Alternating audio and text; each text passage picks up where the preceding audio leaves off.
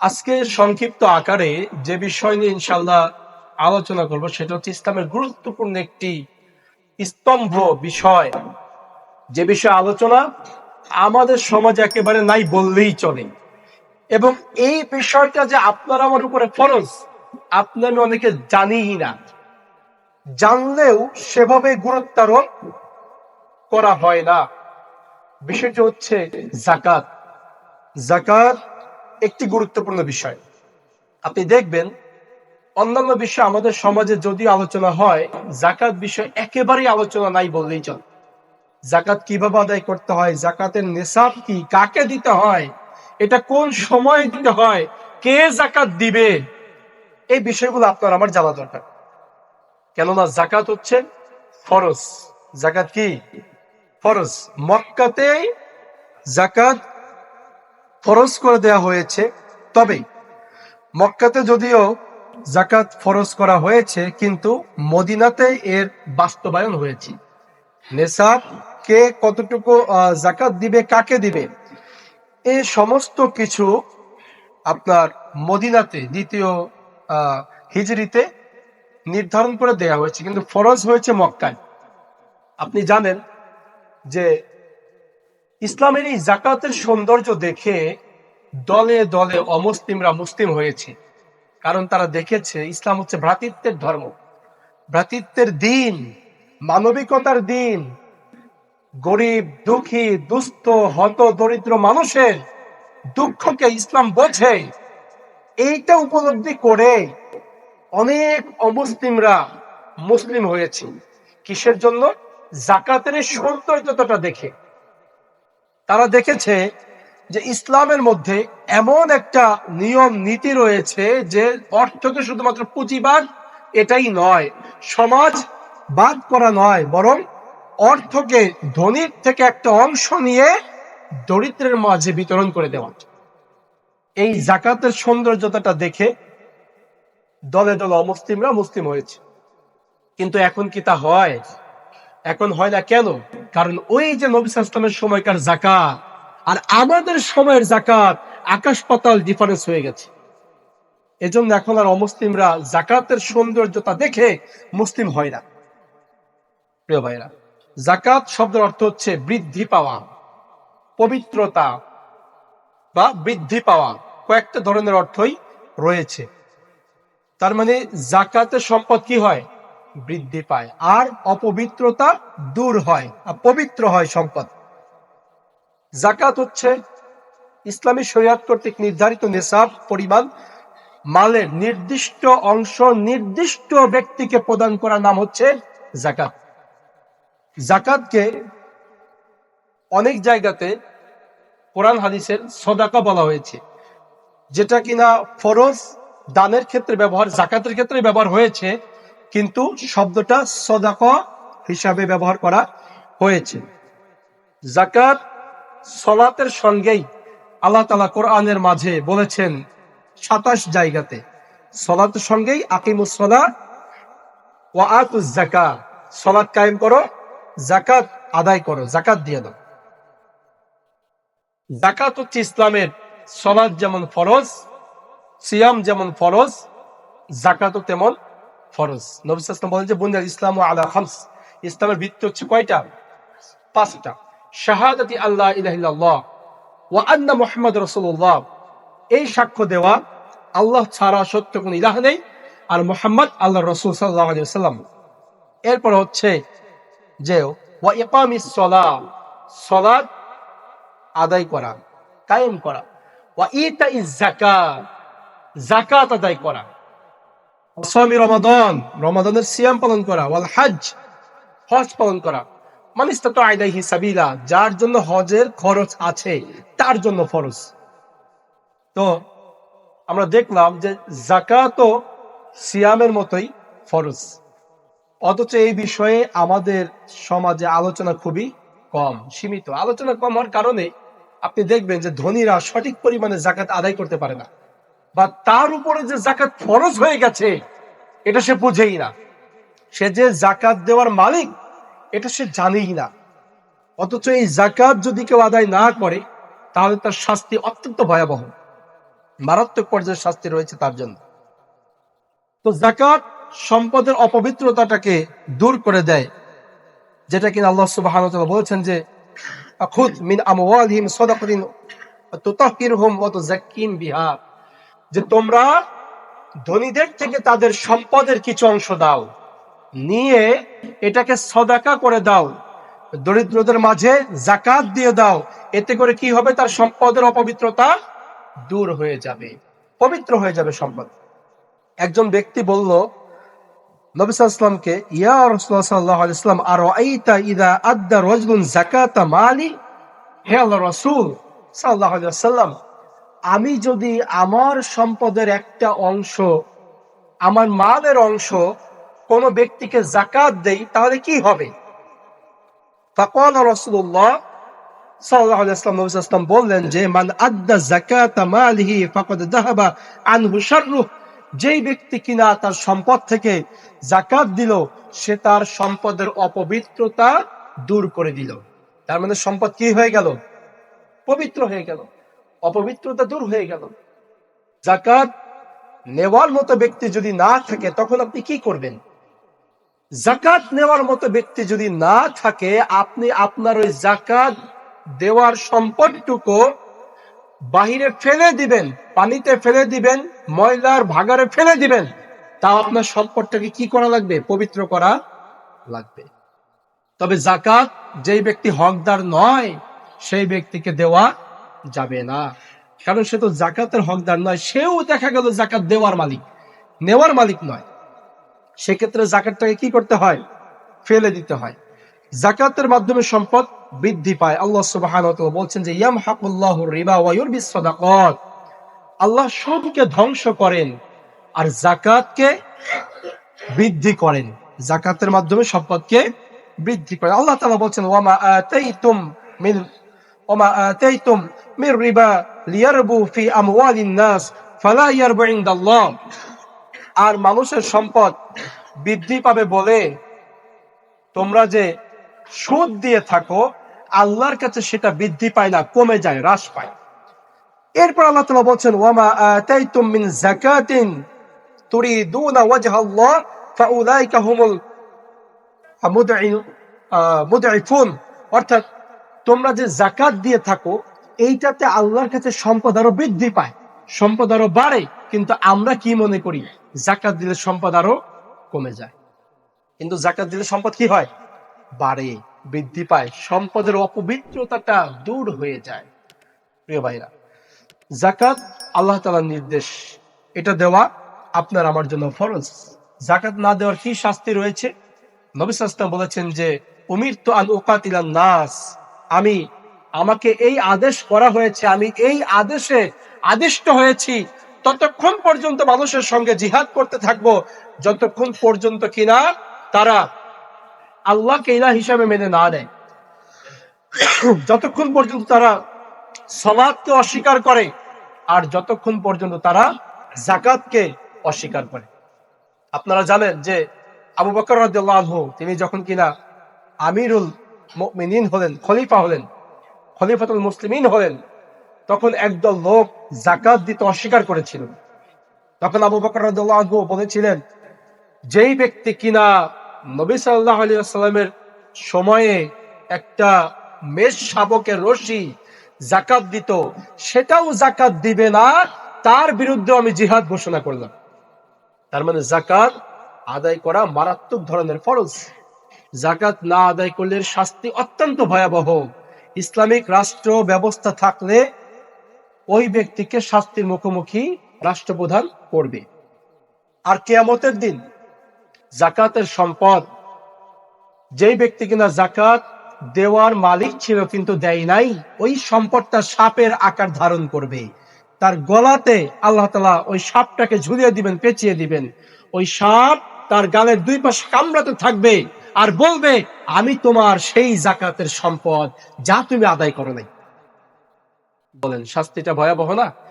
অত্যন্ত ভয়াবহ। এটা কিন্তু জাহান্নামের শাস্তি না, এটা হচ্ছে কিয়ামতের মাঠের শাস্তি। জাহান্নামের শাস্তি তো আরো ভয়াবহ। কিয়ামতের মাঠে সবাই দেখবে ওই ব্যক্তি যাকাত আদায় করে নাই, সাপ তার গলায় পেঁচিয়ে দেওয়া হয়েছে, সাপ দুই পাশ থেকে কামড়ে তাকে বলছে আমি তোমার যাকাতের সম্পদ, যা তুমি আদায় করো নাই। প্রিয় ভাইরা, এই সম্পদ আল্লাহর দেওয়া, এই সম্পদ উপার্জন করার কোন শক্তি আপনার আমার নাই, কোশ্চেন কালেও হবে না। এজন্য আমরা কি বলি? আমরা বলি লা হাওলা ওয়ালা কুওয়াতা ইল্লা বিল্লাহ। আল্লাহর আমার যা কিছু করার এর শক্তি দিয়েছেন কে? আল্লাহ। যা কিছু আমি করব এর একমাত্র শক্তিদাতা আল্লাহ সুবহানাহু ওয়া তাআলা, তৌফিক দাতা আল্লাহ সুবহানাহু ওয়া তাআলা। এজন্য আপনার আমার কোনো এই ক্ষেত্রে শক্তি নাই, ক্রেডিট নাই যে আমি সম্পদ অর্জন করেছি। না, আল্লাহ যদি না দেয় আমার পক্ষে সম্পদ অর্জন করা সম্ভব না। আপনি দেখবেন এমনও ব্যক্তি আছে যে কিনা অনেক অঢেল সম্পদের মালিক, কোটি কোটি টাকার মালিক, কিন্তু ওই ব্যক্তির চাইতে আরেক ব্যক্তির জ্ঞান বুদ্ধি অনেক বেশি, তারপরেও বেশি সম্পদ উপার্জন করতে পারছে না। আপনি দেখবেন যে একজনের শক্তি সামর্থ্য একেবারেই নাই, শক্তি নাই, কিন্তু তাকে আল্লাহ এত সম্পদ দিয়েছে যেই ব্যক্তির তার চাইতে বেশি শক্তি আছে, সে ততটা সম্পদ উপার্জন করতে পারছে না। তার মানে এই গোটা কিছু দেওয়ার একমাত্র মালিক হচ্ছেন আল্লাহ সুবহানাহু ওয়া তাআলা। আল্লাহর দেওয়া সম্পদ, আল্লাহর নির্দেশে যদি কোনো ব্যক্তি যাকাত না দেয় তাহলে সেই ব্যক্তির শাস্তি অত্যন্ত ভয়াবহ, মারাত্মক। প্রিয় ভাইরা, এজন্য আসুন নিজেরা নিজেদের যাকাতের নিসাব সম্পর্কে জানি, নিজেরা নিজেদের সম্পদের পরিমাণ সম্পর্কে হিসাব রাখি। এই সম্পদ আল্লাহ তাআলা আপনাকে আমাকে দিয়েছে, এই সম্পদের হিসাব আল্লাহ আপনার আমার নিকট থেকে পুঙ্খানুপুঙ্খভাবে আদায় করবে। সুনানে তিরমিজির হাদিস, নবী সাল্লাল্লাহু আলাইহি ওয়াসাল্লাম বলছেন যে কিয়ামতের দিন প্রত্যেক আদম সন্তান আল্লাহ সুবহানাহু ওয়া তাআলার নিকট থেকে 5টা প্রশ্নের জবাব দেওয়া ব্যতীত এক পা নড়াতে পারবে না। লা তাজুল ইয়াউমাল কিয়ামাহ, কিয়ামতের দিন কোন আদম সন্তানই 5টা প্রশ্নের উত্তর দেওয়া ছাড়া এক কদম নড়াতে পারবে না।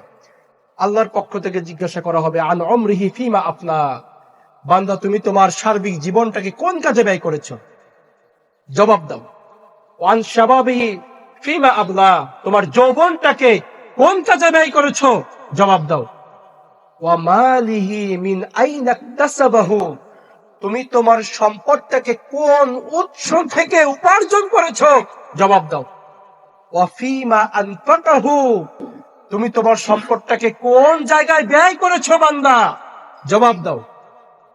সঠিক কাজে ব্যয় করেছো, ন্যায়ের কাজে ব্যয় করেছো, আল্লাহর রাস্তায় ব্যয় করেছো, হালাল কাজে ব্যয় করেছো, বৈধ জায়গায় ব্যয় করেছো, নাকি অবৈধ হারাম অপচয়ে ব্যয় করেছো? জবাব দাও। কারণ আল্লাহ তাআলা সম্পদের হিসাব নেবেন। আর আল্লাহ তাআলা বলেছেন কঠোরভাবে ইন্নাল মুবাযযিরিনা কানু ইখওয়ানাশ শায়াতিন, নিশ্চয়ই অপচয়কারী হচ্ছে শয়তানের ভাই। কারণ শয়তান পছন্দই করে আপনাকে আমাকে দিয়ে অপচয় করাতে। শয়তান এটা ভালোবাসে, অপচয় করাতে। আমার একটা মোবাইল ফোন হইলে চলে, আমি যদি আরেকটা মোবাইল ফোন কিনি ওইটা হচ্ছে অপচয়। আমার 2টা মোবাইল ফোন হইলে চলে, আমি যদি আরেকটা কিনি ওইটা হচ্ছে অপচয়। আমরা অনেক সময় অপচয় বুঝি না, আমরা মনে করি হালালই তো ব্যয় করতেছি। না, হালাল ব্যয় করলেও এখানে অপচয়ের একটা সীমানা নির্ধারণ করা আছে। আমার প্রয়োজনের অতিরিক্ত ব্যয় করা, সেটা হচ্ছে অপচয়। আমার প্রয়োজন তার অতিরিক্ত ব্যয় করা, সেটা হচ্ছে অপচয়। আমার 10 সেট জামা আছে, এই বাড়িতে 2 সেট জামা দিলাম, আরো 3 সেট বেশি করে নিব, এটা হচ্ছে অপচয়। বুঝতে পেরেছেন কিনা? এইরকম অপচয় আপনার আমার প্রায় প্রত্যেকটা সেক্টরে লক্ষ্য করলে বুঝতে পারবেন কি পরিমাণ অপচয় আপনার আমার দ্বারা হয়ে যায়। আপনার আমার বাড়িতে হয়তোবা যে খাবার লাগবে, খাবার খাওয়ার পরে অনেকে দেখবেন যে বাড়তি খাবারটা ফেলে দেয়। ওই বাড়তি খাবার যেটা ফেলে দিল, যেটা খেতে পারলো না, সেটা হচ্ছে অপচয়। বুঝতে পেরেছেন কিনা? 10 জনের রান্না, সেই জায়গাতে 30 জনের আইটেম করে রেখেছে, তো 10 জন তো 30 জনটা খেতে পারবে না, 10 জনেরটাই খাবে, বাকি 20 জনেরটা যে ফেলে দিবে ওইটা হচ্ছে অপচয়।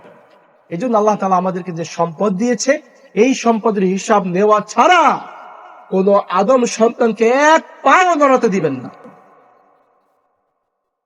মালিহি মিন আইনা ইকতাসাবা, বান্দা সম্পদটা কোন উৎস থেকে উপার্জন করেছো জবাব দাও। ওয়া ফিমা আনফাকাহু, কোন খাতে ব্যয় করেছো বান্দা জবাব দাও। প্রিয় ভাইরা, আল্লাহ তাআলা আপনার আমার সম্পদের ব্যয়ের হিসাব নেবে। এরপরে 5 নম্বর যে প্রশ্ন, সেটা অত্যন্ত মারাত্মক কঠিন। আল্লাহ তাআলা এরপরে বান্দাকে জিজ্ঞাসা করবেন যে তুমি যা ইলম অর্জন করেছিলে সেই অনুযায়ী কি আমল করেছিলে? ওয়া মাযা আমিলা ফীমা আলিম, বান্দা যা ইলম অর্জন করেছো, দুনিয়াতে যা ইলম ছিল, তোমার বুদ্ধি ছিল, জ্ঞান ছিল, তুমি তো বুঝতে পারতে এইটা ঠিক, এটা ঠিক না, এটা ন্যায়, এটা অন্যায়। তোমার যে ইলমটা ছিল ওই অনুযায়ী কি তুমি আমল করেছিলে কিনা বান্দা জবাব দাও। তার মানে শুধুমাত্র মনে করেন না যে যে ব্যক্তি হুজুর হইছে সে মানে মাদ্রাসায় পড়ছে সেই ইলম অর্জন করছে, না। আপনার আমার যার যতটুকু জানা আছে ততটুকু ইলম অনুযায়ী আমল করেছে কিনা আল্লাহ সেটার হিসাব চাবে। এজন্য প্রিয় ভাইরা, এখনই সতর্ক হওয়া দরকার। বিশেষ করে আল্লাহর দেওয়া সম্পদের ব্যাপারে সতর্ক হওয়া দরকার যে আল্লাহর রাস্তায় আমি ব্যয় করতে পারছি কিনা, আমি এই হিসাব থেকে পরিত্রাণ পাবো কিনা, এখনই এটা নিজে আগে হিসাব করা দরকার। এজন্যই বলা হয়েছে প্রবাদ বাক্য যে মৃত্যু আসার আগে তুমি নিজে মারা যাও। তার মানে তুমি নিজেকে নিজে মৃতদের মতো সামিল করে দেখো তুমি এখন হিসাব দিতে পারবা কিনা। প্রিয় ভাইরা, তো যাকাত আল্লাহর দেওয়া সম্পদ থেকে আপনি আমি ব্যয় করবো। যাকাতের ক্ষেত্রে কোনো কৃপণতা করা যাবে না, আল্লাহর রাস্তায় ব্যয় করার ক্ষেত্রে কোনো কৃপণতা করা যাবে না। যাকাত সম্পর্কে আমরা আগামী জুমায় ইনশাআল্লাহ বিস্তারিত আলোচনা করব। আজকে শুধু গুরুত্বটা বলবো ইনশাআল্লাহ। এরপরে যাকাতের যে খাতগুলো রয়েছে সেগুলো ইনশাআল্লাহ আগামী জুমায় আলোচনা করা হবে। কেননা যাকাত সম্পর্কে না জানার কারণে আমরা অনেক সময় যাকাতটাকে এমন ভাবে দিয়ে থাকি যেভাবে যাকাত দিলে কশ্চিন কালেও যাকাত আদায় করা হবে না। যাকাত সম্পর্কে আপনি আপনাকে একটু বলি। দেখেন, নবী সাল্লাল্লাহু আলাইহি ওয়াসাল্লাম বলছেন মুআজ বিন জাবাল রাদিয়াল্লাহু আনহুকে, মুআজ তুমি ইয়ামানে যাচ্ছ, ইয়ামানবাসীকে গিয়ে তুমি বলবে যে তারা যেন আগে শাহাদা পাঠ করে, আল্লাহকে যেন ইলাহ হিসাবে মেনে নেয় এবং আমাকে যেন রাসূল হিসাবে মেনে নেয়। ফাইনহুম আতাউ লিযালিক ফাআলিমহুম ক্বাদ আন্নাল্লাহ ক্বাদ ইফতারাদা আলাইহিম খামসা সালাওয়াত, যদি তারা শাহাদা পাঠ করে নেয় তাহলে তাদেরকে জানিয়ে দিবে যে আল্লাহ তাআলা দিনের রাতে 5 ওয়াক্ত সালাতকে ফরজ করেছে। ফাইনহুম আতাউ লিযালিক, যদি তারা এই সালাতের বিষয়টা মেনে নেয় তাহলে তাদেরকে জানিয়ে দিবে, ফাআলিমহুম, তাদেরকে জানিয়ে দিবে যে আল্লাহ তাআলা তাদের উপরে যাকাতকে ফরজ করেছে, যে তুখাদু মিন আগনিয়াইহিম ওয়া তুরাদ্দু আলা ফুকারাইহিম, ধনীদের থেকে সম্পদ নিতে হবে আর গরিবদেরকে সম্পদ দিতে হবে। তাহলে যাকাত হচ্ছে কি, ধনীদের থেকে কি নিতে হয়? সম্পদ। সম্পদ মানে অর্থ, সম্পদ নিতে হয় আর ওইটা দরিদ্রদেরকে দিতে হয়। ধনীদের থেকে সম্পদ নিয়ে দরিদ্রদেরকে দেওয়ার মাধ্যমে এমন একটা পর্যায়ে হয়তো বা চলে আসবে যে এই দরিদ্ররাও ধনী হয়ে যাবে। বুঝতে পেরেছেন কিনা? এজন্য আগামী জুমায় যেহেতু যাকাতের খাতগুলো আলোচনা করবো, আজকে একটা বিষয় বলে রাখি, যাকাত দিতে হয় কি দিয়ে? সম্পদ দিয়ে। যাকাত দিতে হয় কি দিয়ে ভাই? সম্পদ দিয়ে। যাকাত দিতে হয় কি দিয়ে? সম্পদ দিয়ে। আর এই যে সম্পদ, এটা হচ্ছে বস্তু ভিত্তিক সুন্নাহ। বস্তু ভিত্তিক সুন্নাহ। সুন্নাতের কিন্তু কয়েকটা ভাগ রয়েছে। একটা হচ্ছে সংখ্যা ভিত্তিক সুন্নাহ। বলেন তো কি ভিত্তিক সুন্নাহ? সংখ্যা ভিত্তিক সুন্নাহ। দুই নম্বর হচ্ছে সময় ভিত্তিক সুন্নাহ। কি ভিত্তিক সুন্নাহ? সময় ভিত্তিক সুন্নাহ। 3 নম্বর হচ্ছে দিবস ভিত্তিক সুন্নাহ। কি ভিত্তিক সুন্নাহ? দিবস ভিত্তিক সুন্নাহ। 4 নম্বর হচ্ছে বস্তু ভিত্তিক সুন্নাহ। কি ভিত্তিক সুন্নাহ ভাই? বস্তু ভিত্তিক সুন্নাহ। 1 নম্বরে আসে সংখ্যা ভিত্তিক সুন্নাহ। নবী সাল্লাল্লাহু আলাইহি ওয়াসাল্লাম ইসলামের যে আমলের ক্ষেত্রে যেই সংখ্যাকে নির্ধারণ করে দিয়েছে, ওই আমল ওই সংখ্যাতে আদায় করাই হচ্ছে সংখ্যা ভিত্তিক সুন্নাহ। বুঝতে পেরেছেন কিনা? মাগরিবের ফরজ নামাজ কয় রাকাত? কে নির্ধারণ করেছে? মুহাম্মদ রাসূলুল্লাহ। আপনি আমি যদি মনে করি এই যে 3টা রাকাত ফরজ নামাজ, এর ভিতরে যদি আমার 2টা ভুল ভ্রান্তি হয় আমি সতর্কতা বশত একটা রাকাত বেশি করে পড়ি, নামাজ কি ভালো হবে? নামাজ কি হবে? বাতিল হয়ে যাবে। কারণ নবী সাল্লাল্লাহু আলাইহি ওয়াসাল্লামের সংখ্যা পূর্ণ হয়নি। নবী সাল্লাল্লাহু আলাইহি ওয়াসাল্লামের যে সংখ্যা দেওয়া ছিল সেটা আদায় হয়নি, মানে আমার সুন্নতের সংখ্যাটা পূরণ হয়নি, সংখ্যা ভিত্তিক সুন্নত আদায় হলো না। এবার আসেন সময় ভিত্তিক সুন্নাহ। কি ভিত্তিক সুন্নাহ? সময় ভিত্তিক সুন্নাহ। সময় ভিত্তিক সুন্নাহটা কাকে বলে? এই যে এখন যে রমজান মাস চলছে, রোজার মাস আমরা যেটাকে বলি, সিয়াম রাখি, সিয়ামের একটা সময় আছে না? সিয়াম এটা শুরু হবে কখন? সুবে সাদিকের সময়। আর সিয়াম ভঙ্গ হবে কখন? সূর্যাস্তের সময়। আপনি আমি যদি চিন্তা করি সতর্কতা বশত 5 মিনিট পরে আমি ইফতার করব, তাহলে কি রোজাটা একটু বেশি ভালো হবে? রোজাটা কি হবে? বাতিল হয়ে যাবে। কি হবে? বাতিল হবে। অথবা একজন ব্যক্তি যদি চিন্তা করে যে আমি রিক্সা চালিয়েছি সারা দিন ভর, খুব কষ্টের ভিতরে ছিলাম, আমি 20 মিনিট আগে আজকে ইফতারি করি, তার কি 80% রোজা হবে? তার মানে তার কি ঠিক হয় নাই? সময় ভিত্তিক সুন্নাহটা ঠিক হয় নাই। তো এজন্য এটা হচ্ছে সময় নির্ধারণ করা। আবেগের বশে সময় বাড়ানো বা কমানো যাবে না। একজন ব্যক্তি খুব বেশি নামাজ পরহেজগার, রেগুলার 5 ওয়াক্ত সালাত আদায় করে, সেই ব্যক্তি যদি চিন্তা করে যে আমি শরীরটা খুব খারাপ লাগতেছে, এশার নামাজের সময় ফজরের নামাজটা পড়ে ঘুমায়া পড়ি, তার কি নামাজের সময় হয়েছে? সময় হয় না। এই সময়টা কে নির্ধারণ করেছে? মুহাম্মদ রাসূলুল্লাহ সাল্লাল্লাহু আলাইহি ওয়াসাল্লাম। কার পক্ষ থেকে? আল্লাহর পক্ষ থেকে। তো এবার আসেন দিবস ভিত্তিক সুন্নত কাকে বলে? দিবস ভিত্তিক সুন্নত হচ্ছে নবী সাল্লাল্লাহু আলাইহি ওয়াসাল্লাম যে ইবাদতের ক্ষেত্রে যেই দিন নির্ধারণ করেছে ওই দিনেই ওই ইবাদত করতে হবে, নচেত ইবাদত আদায় হবে না। এই যে রমজান মাস বছরের 12 মাসের ভিতরে শ্রেষ্ঠ মাস না? কেউ যদি 20 লাখ টাকা খরচ করে এখন আরাফার মাঠে গিয়ে ঘুমায়, তার কি হজ হবে? কারণ কি হয় নাই? দিবস হয় নাই, দিন হয় নাই। দিন হচ্ছে জিলহজ মাসে। এখন আরাফার মাঠে গিয়ে ঘুমাইলে 10 দিন ভরে গড়াগড়ি পারলেও আদায় হবে না, কারণ সুন্নাহ অনুযায়ী দিবস হয় নাই। এবার আসেন আজকের আলোচনার মূল পয়েন্টে, বস্তু ভিত্তিক সুন্নত। বস্তু ভিত্তিক সুন্নত কাকে বলে? নবী সাল্লাল্লাহু আলাইহি ওয়াসাল্লাম ইসলামের যে ইবাদতের ক্ষেত্রে যেই বস্তু নির্ধারণ করে দিয়েছে ওই ইবাদত ওই বস্তু দ্বারা আদায় করাই হচ্ছে বস্তু ভিত্তিক সুন্নত। যেমন সাদাকাতুল ফিতর, ফিতরা। ফিতরা সম্পর্কে হাদিসের মধ্যে এসেছে যে ফরদ রাসূলুল্লাহ সাল্লাল্লাহু আলাইহি ওয়াসাল্লাম যাকাতুল ফিতর। নবী সাল্লাল্লাহু আলাইহি ওয়াসাল্লাম যাকাতুল ফিতর বা সাদাকাতুল ফিতর বা ফিতরাকে ফরজ করেছেন সাআন মিন তামরিন আও সাআন মিন শাইরিন আলাল আবদি ওয়াল হুররি ওয়াজ যাকির ওয়াল উনসা ওয়াস সাগীর ওয়াল কাবীর আলা কুল্লি মুসলিমিন। অর্থাৎ প্রত্যেক মুসলিম, ছোট বড়, শিশু, বালেক মানে সাবালক, নাবালক যারা আছে, শিশু, তারপরে নারী পুরুষ, তাদের উপরে 1 সা পরিমাণ খেজুর, 1 সা পরিমাণ জব, 1 সা পরিমাণ গম, 1 সা পরিমাণ কিশমিশ, পনির, মানে ওই দেশের যা জাতীয় খাবার, এটা দ্বারা ফিতরা আদায় করে দিতে হবে। তাহলে ফিতরা আদায় করতে হবে কি দিয়ে? সাআন মিন তাআম, 1 সা পরিমাণ খাদ্য দ্বারা। 1 সা পরিমাণ কি দ্বারা? খাদ্য দ্বারা। এটা হচ্ছে ফিতরার ক্ষেত্রে বস্তু ভিত্তিক সুন্নাত। এখন আপনি যদি চিন্তা করেন যে গরিবের উপর আমার খুব বেশি মায়া হয়ে গেছে, আমি ফিতরাটা খাদ্য দিয়ে দেব না, টাকা দিয়ে দেব, তাহলে কি এই ক্ষেত্রে সুন্নত আদায় হইল? হাদিস অনুযায়ী কি সুন্নত আদায় হইল? সমস্ত হাদিসের মধ্যে আসছে খাদ্য দিয়ে ফিতরা দেওয়া।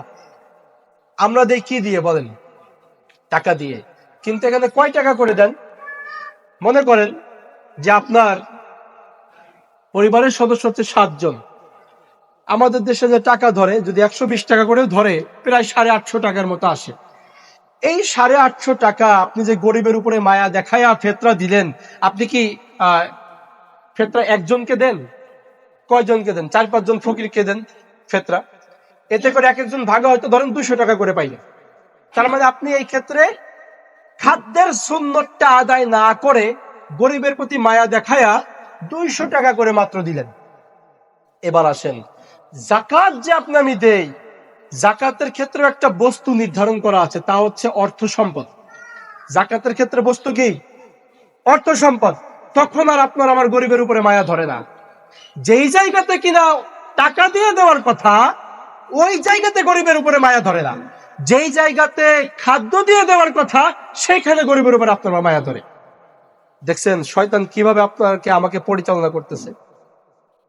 জাকাত হচ্ছে ধনীর সম্পদের যেই অংশ গরিবের হক, সেটা গরিবকে দিয়ে দিতে হবে, তার প্রাপ্য, এটা তার হক। ওই জাকাত আমাদের লুঙ্গি শাড়ি দিয়ে। আপনি যদি 10 ট্রাক লুঙ্গি শাড়ি দিয়ে জাকাত দেন, একটা পয়সা জাকাত আদায় হবে না, কারণ ওইটা জাকাতের বস্তু নয়। জাকাতের বস্তু হচ্ছে সুন্নাহ, হচ্ছে সুন্নাহ মানে তরিকা। জাকাতের তরিকা হচ্ছে অর্থ, টাকা পয়সা, সম্পদ দিয়ে জাকাত দেওয়া।